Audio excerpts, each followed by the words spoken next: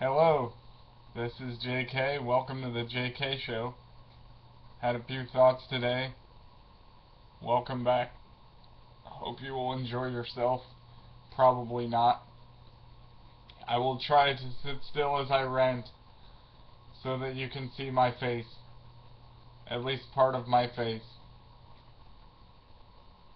It's important.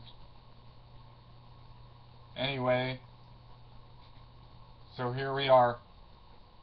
Today, I want to talk about God's faithfulness. God's faithfulness.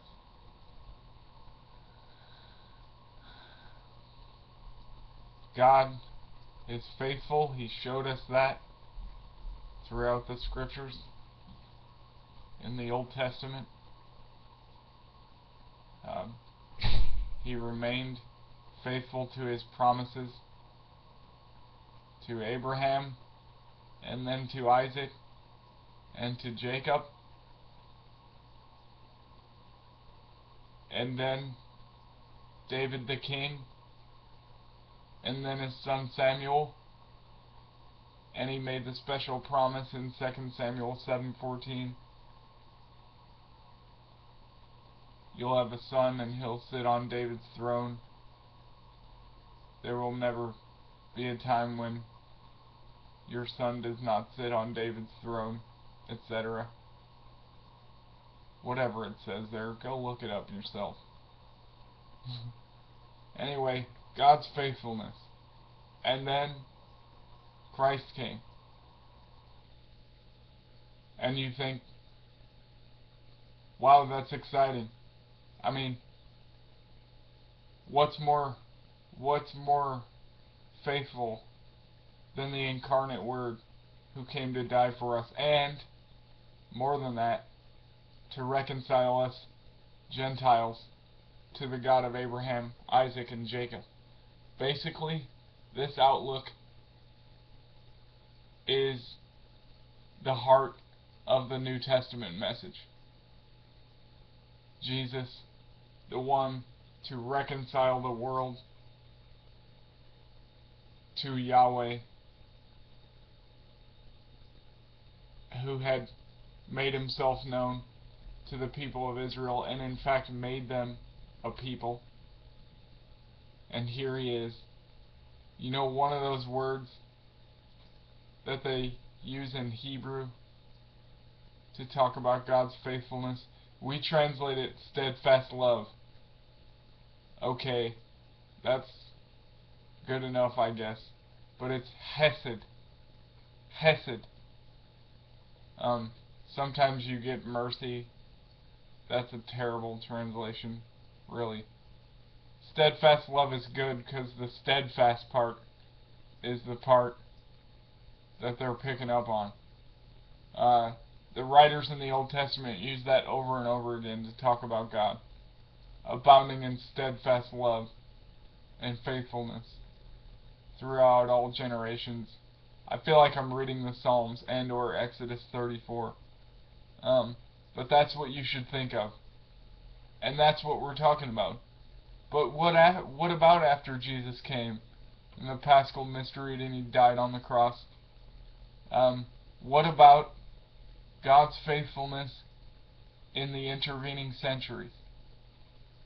You know, if you want to tell the truth, and why I have you here today, and why I'm talking to you, is that being a Protestant, being a child of the Reformation, as I was for so many years, caused me to basically believe in a theory of how the gospel is transmitted to us and received by us that's totally contrary to God's faithfulness. Because the basic storyline goes something like this. The church, Christ established the church, and it was going pretty well. The apostles listened to what he said, and while the apostles were alive, the words that came out of their mouth were revelation. But then when they died, Revelation ceased. We agree on that. Revelation ceased, and it was fully inscripturated in the documents of the New Testament, along with the Old that we already had. And then the church, such as it was, sort of gradually lost the gospel. And they kept adding stuff throughout the centuries as it went along. They added stuff, and then after a while, people were venerating saints and images and believing the Eucharist was truly the body and blood of Christ and blah blah blah. And then it got worse and worse until the Middle Ages. And then it was so bad that people believed that they could, merit their own salvation by doing all these works and stuff. And then the church was completely hosed until the Reformers.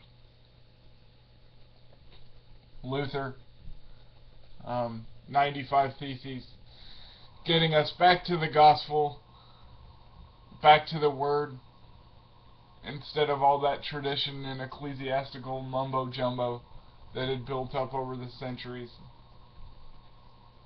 And there we are. Does that sound like an accurate story? Did I correctly encapsulate the basic idea that a Protestant would have? Yes, I believe I did. But do you understand that if that's a true story, then we're essentially saying God is not faithful? We're essentially saying God is not faithful. But did not Christ say, I tell you that you are Peter, and upon this rock I will build my church, and the gates of hell will not overcome it? Wouldn't you say that a bunch of false doctrine that was allegedly propagated in the Middle Ages would be a falsification of this promise? Wouldn't you say that millions of people, billions of people misled and believing a false gospel would be a falsification of this promise? I would. So what are we even talking about? Okay. Anyway. And a certain popular evangelical, famous evangelical, who writes for First Things, not named Joe Carter, wrote an essay recently, and he was blathering about reformational Catholicism. Some basic idea that, once again, he's too Catholic to be Catholic. Catholic with a small c, to be big C. And his basic idea is if you read enough books, if you're aware of the church fathers enough, and if you're learned enough, then somehow you can leave those angry Protestants from the 16th century in the dust. And we don't have to be like them, and we can appreciate the Roman Catholic Church, and we can appreciate the Orthodox Church in its various forms, and everybody else. Only problem is, when and where and how do you get that kind of authority? Oh, you're learned enough. We'll listen to you. Everyone else is just a hack who's bitter about something.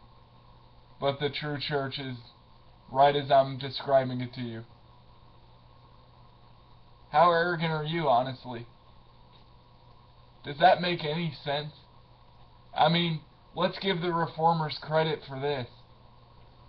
They had a very specific notion of how the gospel was transmitted and received. They believed that the full truth of what we needed to know for our salvation was encapsulated in the documents of the New Testament, along with the Old, which we had already received. They believed in sola scriptura. They believed in perspicuity. So we don't need tradition, they said. They honestly believed that. They weren't lying. And we have to recognize that when we're faced with the claims of the Roman Catholic Church of the 16th century, that those guys are in schism, and that they're proposing new doctrines and a new way for Christians to receive the truth, that they're not lying either. They're not lying back then, and they're not lying now.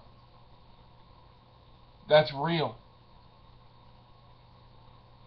It's not bad faith to believe either one of those things. At least, not probably. But see, heresy and schism don't really care about your earnestness. Those are specific definitions of specific words. Heresy is to obstinately deny a truth of faith post-baptism, which ought to be believed with divine and Catholic faith. That's a horrible restatement of Catechism of the Catholic Church, paragraph 2089.